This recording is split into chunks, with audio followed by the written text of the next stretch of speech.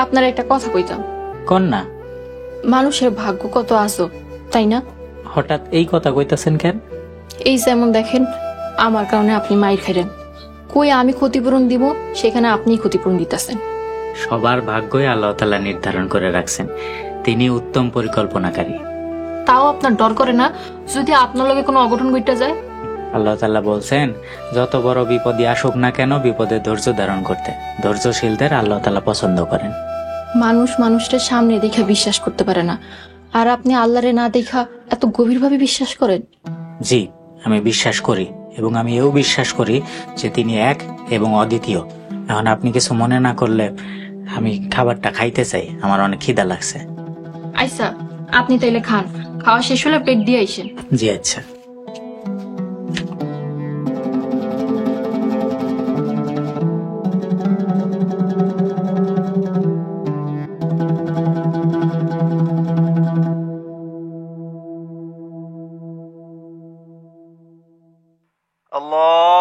আল্লাহু আকবার, আল্লাহু আকবার,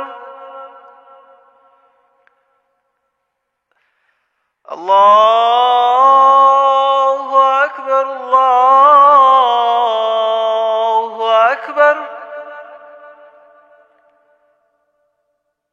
আশহাদু আল্লা ইলাহা ইল্লাল্লাহ।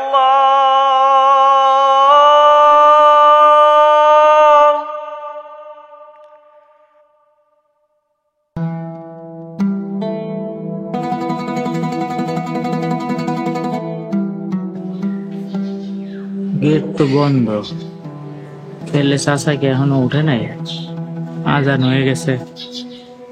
ডাক দেখো। চাচা, চাচা, চাচা, ফজরের আজান দিয়ে দিছে, নামাজে যাবেন না? দাঁড়া বাবা, দাঁড়া, আইতেছি। আমি নামাজ পড়তে গেলাম, তুমি উঠো, ওইটা ওযু করে নামাজ পড়ো, কোরআন শরীফ পড়ো।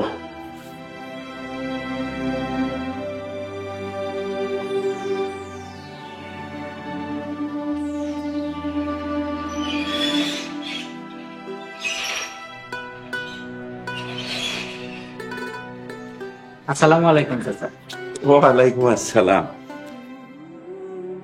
তুমি সকালবেলা ঘুম থেকে উঠা আমার নামাজের জন্য ডাক দিছো বাবা, এতে আমি খুব খুশি হয়েছি। খালি আজকে না, এখন থেকে আপনার প্রত্যেকদিন সকালবেলা নামাজের জন্য ডাইকা দিব। তাইলে তো খুবই ভালো হয় বাবা। নামাজ পড়া ফরজ চাচা, আর নিজে নামাজ পড়া এবং অন্যরে নামাজের জন্য আহ্বান করা ভালো কাজ। একদম ঠিক কথা কইছো বাবা। চলেন যাই তাইলে। আচ্ছা ঠিক আছে, চল।